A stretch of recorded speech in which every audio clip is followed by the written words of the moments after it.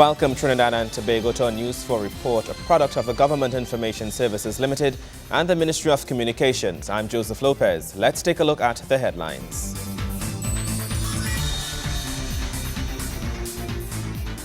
Partial scope trade agreement signed between El Salvador and Trinidad and Tobago. Government boasts of 25 bridges completed since taking office in 2010. And Tobago Jazz Festival 2014 prepares for another successful installment. Thank you for joining us. The second round of a partial scope trade agreement between this country and El Salvador would soon be completed as both countries seek to deepen relations and strengthen their economies. On Monday, the second round of negotiations of a partial scope trade agreement between the Republic of Trinidad and Tobago and the Republic of El Salvador began. The four-day round of negotiations kicked off at the Ministry of Foreign Affairs in Port of Spain, which brought together local representatives as well as a delegation from El Salvador. Both parties are also using the opportunity to negotiate a tourism cooperation agreement and a bilateral investment treaty. Tourism House of Assembly Deputy Chief Secretary and Secretary for Tourism Tracy Davidson Celestin spoke of the relevance of the trade agreement to Tobago. I am very pleased that the Tobago House of Assembly has been invited to be a major stakeholder in the discussions. I commend the Minister and his team for the all-inclusive approach. Our comprehensive economic development plan speaks to encouraging investment in Tobago. And so, this agreement can open and encourage tourism-related opportunities on our island. The Honorable Vice Minister of the Economy of El Salvador, Mario Roger Hernandez, expounded on the relationship between Trinidad and Tobago and El Salvador and his expectations following the partial scope trade agreement. El Salvador considers Trinidad and Tobago a very strategic partner in this trade development agenda and in the whole perspective. The complementarity of our economies allows for trade flows that spur economic growth, further developing existing industries and creating the possibility of new sectors in our dynamic economies. He said El Salvador's private sector is very interested in the trade agreement, and this was evident by the number of private sector representatives present for the second round of negotiations. Meanwhile, the Minister of Foreign Affairs of Trinidad and Tobago called for fruitful talks and a positive outcome. It has been the result of much discussion in the past and earlier meetings. And I take the opportunity to say to all the officials who have been involved so far and who will be involved during the course of the next 4 days to bring home the details of this agreement, the partial scope trade agreement, the investment agreement, and the tourism agreement, so that we can make one step further in adjusting our own economies to the global trends that are taking place in the global south and its relationship with the world economy. The third and final round of negotiations is expected to take place in El Salvador in April, which would see the start of a new relationship between the two nations. Nikolai Edwards, News 4. Speaker of the House of Representatives, the Honorable Wade Mark, will present on the topic Openness and Transparency at the 22nd Conference of Speakers and Presiding Officers of the Commonwealth. Following this, he will continue with a local delegation on a visit to the United States Congress on the invitation of the U.S. Embassy in Trinidad and Tobago.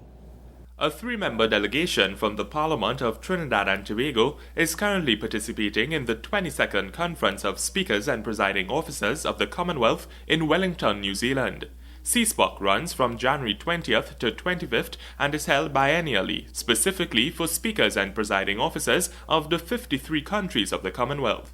It is the single conference that focuses primarily on matters relative to presiding in parliaments and the interpretation of standing orders and rules of practice. The last CSPOC conference was hosted by the Republic of Trinidad and Tobago in January 2012. The Parliament will be represented by President of the Senate, Senator the Honourable Timothy Hamill-Smith, Speaker of the House of Representatives, the Honourable Wade Mark, and Legal Officer and Secretary to the delegation, Ms. Chantal LaRouche. The issues to be discussed at the CSWA January 2014 meeting will take the form of keynote addresses and a special plenary session patterned after the 2012 conference. The keynote addresses are Reconnecting Parliament with the Public, Keeping Parliament Relevant in the Digital Age, Parliamentary Privilege, Protecting the Effective Functioning of Democracies, Small Parliaments, Big Challenges, and Openness and Transparency. The Speaker of the House will present on the topic Openness and Transparency.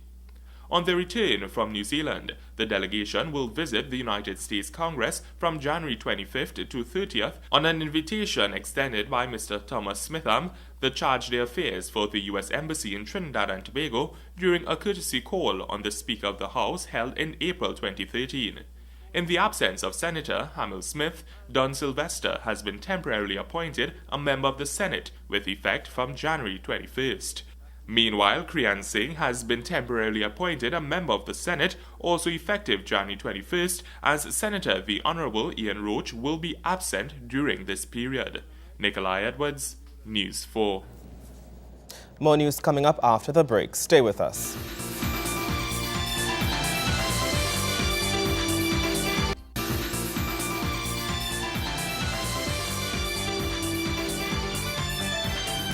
Welcome back.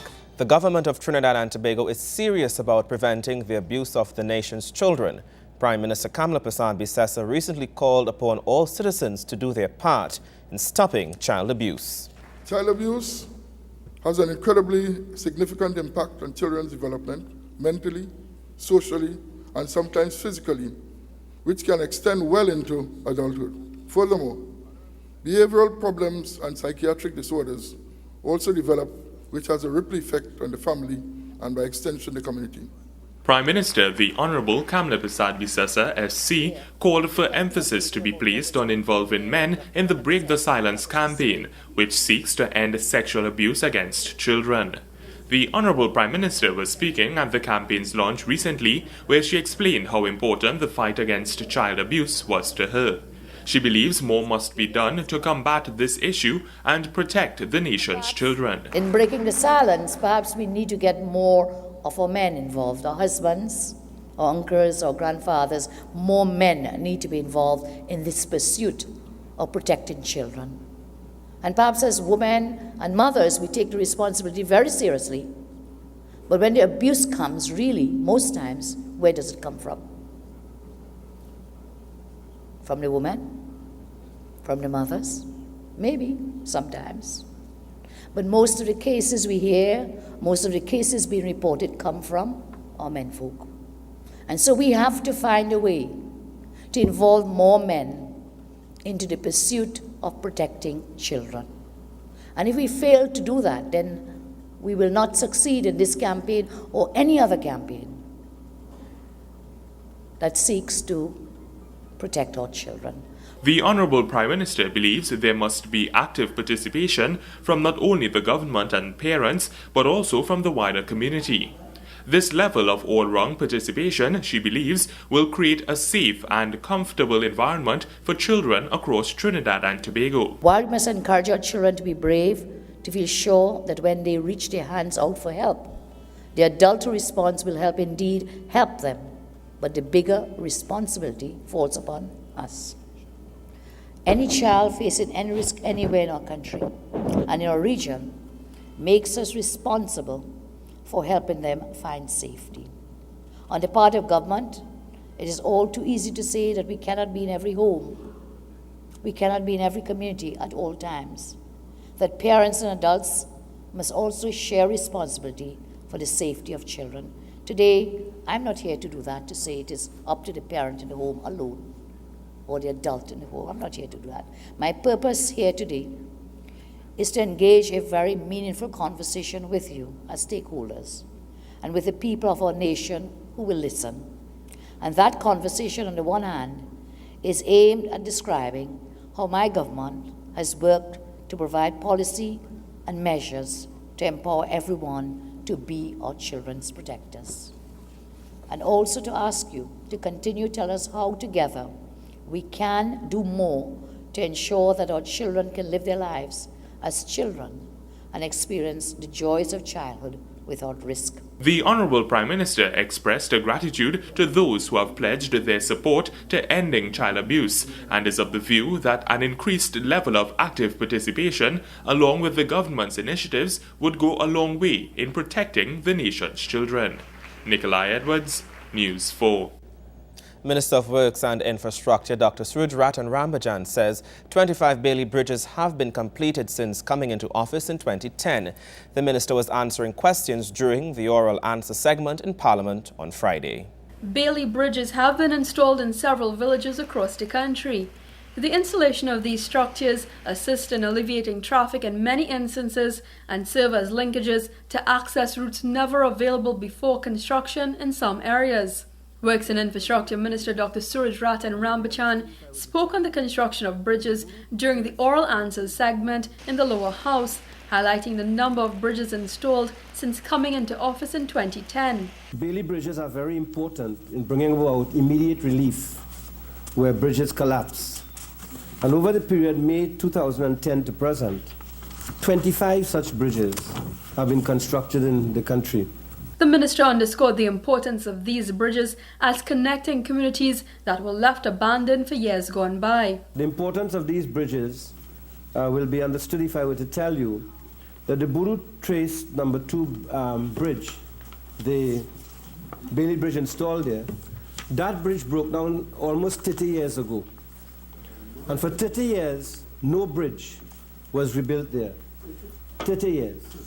It took us as a ministry just 2 months in order to build back the abutments and 4 days using the labor of the Ministry of Works to re-establish that bridge and to rejoin all the villages in that area. But for 30 years. Currently, Bailey Bridge Projects falls under the Bridges Reconstruction Program and utilizes the unit in the assembling process. Minister Rambajan explained the different aspects involved in putting the Bailey Bridge together. There are 2 aspects to Bailey Bridges. One is the construction of the foundation and abutments, and of course the assembly of the bridges. In the majority of cases, the bridges were assembled by the Bridges Division of the Ministry of Works, the employees of the Bridges Division. The bridges were all imported. They were imported from a company called Maybe and Johnson Limited in England through a local agent, Premier Road Maintenance Company Limited, who have been importing these bridges and supplying the ministry prior to 2007. Now, there are different types of Bailey bridges, but when you use the Maybe and Johnson bridge, you have to also ensure that the modular parts can fit into each other and that they are not incompatible.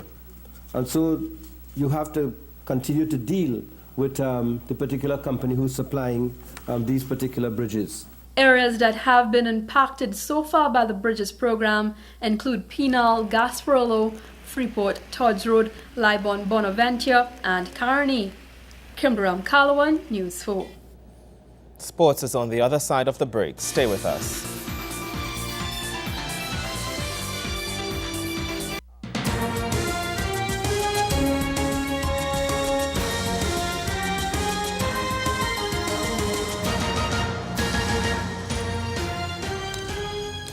Thank you for keeping it here. Despite developments in higher education and sport, there remains a significant void with respect to the body of Caribbean-oriented sport research and scholarship which connects to both development of sports and the use of sport for development. In order to help fill this void as well as rationalize existing local initiatives in higher education, UWI, in collaboration with the First Citizen Sports Foundation, hosted a conference on sport and higher education titled Science, Higher Education and Business, an interdisciplinary approach to sports studies, research and development. The conference targets academics involved in higher education and sport-related areas, students involved in sports education programs, other higher education practitioners, professionals, and sport ambassadors. Over the past 2 decades, Trinidad and Tobago has experienced the introduction of academic programs in sport, education, and tertiary and higher education levels. This is in keeping with developments in other parts of the region and the world. Sport has become not only an important arena for employment, business, and investment, but also for academic research. Chairman Major David Benjamin says it also aims to strengthen the network of tertiary-level sport educators in the Caribbean region, improve the quality of sport programs, both academic and physical, and improve tools used to address situations with regards to student athletes in competitive sport. The major rationale for holding this sport conference concerns the void in the Caribbean in sport research, scholarship, and the need to integrate and rationalize existing local initiatives in higher education. Apart from this absence of sport integration, the programs also suffer from problems of staffing, funding, and strong dependence on foreign data. The theme for the conference are based on a multidisciplinary approach with the thematic diversity consistent with a range of issues that confront development on a local and regional text. Deputy Chairman Principal of UWI Professor Rhoda Reddock in her feature address says the conference is very timely and it has increased a great number of interest in young people in the area of sport. At the London 2012 Olympics, we saw an extraordinary display of sporting performance, not only, of course, by our Jamaican hero, Usain Bolt, who, of course, continued his reign of success in the 100 and 200 meters, but also we saw the performance of the Bahamian gold medal team in the men's 4x400 relay. Ms. Reddock says UWI St. Augustine campus also personally celebrated the success of Jehu Gordon, one of the final year students in sports management of the Faculty of Social Sciences. There was increasing recognition not only of the benefits of competitive sport, as I've mentioned before, but also of its recreational and health benefits, along with its role in social and economic development.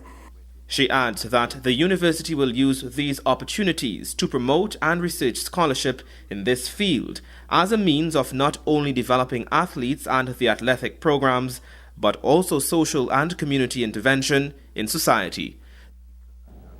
Trinidad and Tobago Soca Warrior Princesses suffered a heartbreak as they were just 5 minutes away from securing third place in the CONCACAF Women's Under-20 Championship when a defensive error led to the Princesses going from 2 goals up to losing by 4 goals and extra time. At first half brace by captain Anika Walker wasn't enough to earn the Princesses a win which would have seen them make history as the first Trinidad and Tobago team to qualify for the Women's Under-20 World Cup. News 4 sports reporter Wayne Cunningham is in the Cayman Islands where the competition took place and spoke with TTFA Technical Director Anton Cornel. News 4 Sports at the CONCACAF Women's Under-20 Championship, courtesy the Ministry of Sport and the Sport Company of Trinidad and Tobago. We are here with Technical Director of the Trinidad and Tobago Football Association, Mr. Anton Cornel. Anton, you have been with this team, working with this team as they qualified for this final round of qualification for the Canada World Cup 2014. And unfortunately, we stumbled at the last hurdle. Give me your opinions on the match. It was tough on those girls. We started well. We got the dream start. We went up 3-1. And a lot of uncertainty started to happen. We weren't as fast to the ball as before. We defended a little bit deep, and we had 1 or 2 problems in the back which we tried to address during the half time. And we saw a team that just fought their way back into it. You know, we could see 1 or 2 calls went against us, especially an important one which carried them up. But you know what? I hope it's a learning experience for these girls. Because this is coming too far not to get over that hurdle to qualify. As technical director, you must have some sense of pride with amongst this disappointment with seeing how the team performed, how the team carried themselves throughout this tournament. You know, tell me what you're going to go forward with this team and other teams from Trinidad and Tobago looking to aspire to World Cups and other international tournaments. Well, it should, of course, we can get to this level, but you know what? That's not enough. We have to cross this hurdle. It's all well and good to say we are happy, and I'm happy for all the girls, for they have gotten us to the knockout round, but we need to create history. We need to qualify for Youth World Cups. And it's going to take a little bit more effort. It's going to take a little bit more desire, and probably some more preparation. So in saying that, yes, we are happy we got so far, but we have to finish these games. We have to finish them, and it gives us something now when we evaluate the tournament for us to see where we went wrong and what we need to do next. Thank you very much, Anton. Trinidad and Tobago going down 7-3 to Costa Rica in the third place playoff of the CONCACAF Women's Under-20 Championship. We lost, but we did not disappoint. I'm Wayne Cunningham from Grand Cayman for News 4 Sports.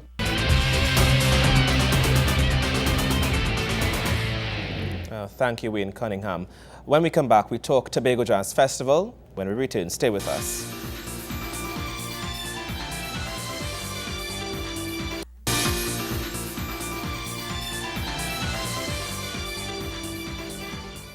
Welcome back. Tobago is known for its rich historic background, which is reenacted during the Tobago Heritage Festival in the months of July to August.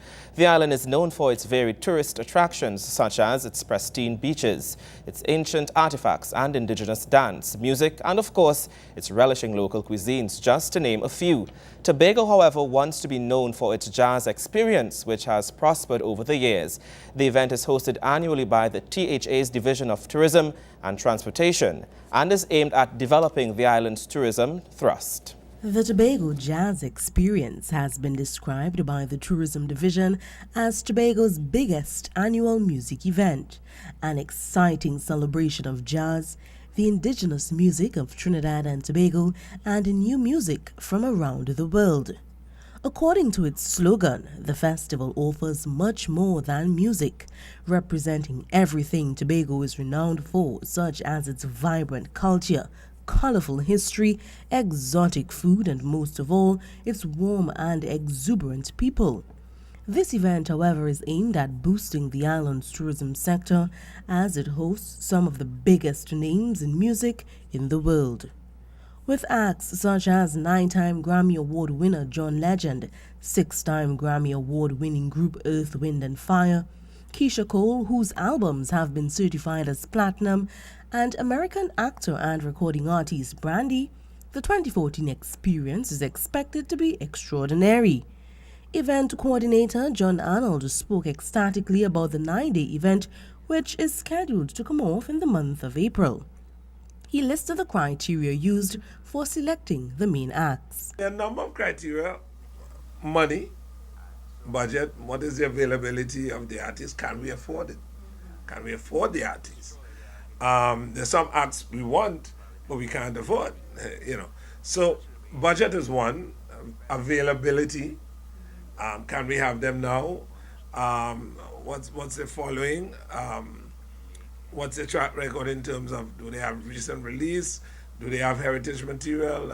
All those are part of the consideration. They start with a large list of potential artists. This list is then shortened based on the aforementioned criteria, and then ultimately it boils down to dollars and cents, according to John Arnold. Besides the international performers, local artists will also be given the opportunity to perform. He thinks this is an opportunity for the event to stamp its name as the premier jazz event of the entire Caribbean. If you say New York, you say Broadway, The events that become almost synonymous with a place. Reggae Sunsplash, Jamaica, We have to be, and I think that's where we are this year, because when I look at the kind of interest, we have submissions of artists from as far as Jerusalem. The $11 million festival is expected to boost tourism in many ways, as persons are promised a whole Tobago experience, exposing Tobago to the wider world, thus luring much more visitors to the once heavily populated tourist island. Mr. Arnold stressed that what must be done this year, though, is an evaluation of the entire festival to ascertain whether or not it is benefiting the island. We need to have an evaluation team that will now look at how this translates to the tourism business unit, which is really all those persons who are involved in some way. How does it redound to their benefit? However, though satisfied with the cast this year, several Tobagonians have been petitioning for world-famous Tobago-born UK-based pianist Duvon Stewart to be advertised as a main act at the 2014 Jazz Experience. There is even a Facebook page created and titled Main Stage Duvon Stewart for Jazz 2014, where persons share their views and encourage the move. But just how does John feel about this? There's something obviously wrong with that.